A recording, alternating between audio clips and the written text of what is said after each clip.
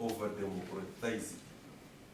The democracy there, everything, including even what they want to implement for the people, they go and ask the people. We don't do it here in Uganda.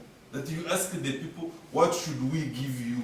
And then the people vote, and they say, now we want us to have street lights, clean water, and then they put the money according to how the people have voted.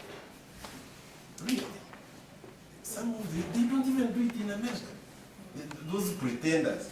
Now, I think the message from the High Excellency is that we must expose the United States of America and her cousins for the hypocrites that they are.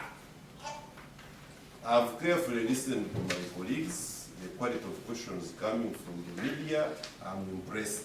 And I think when you get more information, which the ambassador is trying to do, and it is also our responsibility to generate alternative sources of information, CNN, BBC, CG, what, for crying out loud. Majority of them are simply extensions of the international crime promoters. Cartels, if you like. Because we know, no sooner had, for instance, Christian Amapower carried out an interview with the late Comrade Gaddafi than the so-called civil uprising in Libya took place, and we all know what happened in Libya.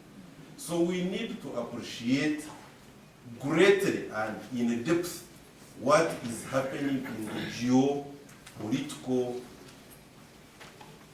events in this world.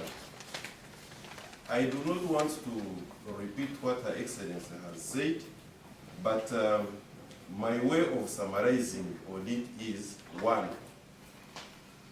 what Venezuela is suffering or has been suffering for the last 25 or so years now is simply, her crime is simply because the Bolivian revolution has deliberately ensured that they must move as per the interests of the people of Venezuela.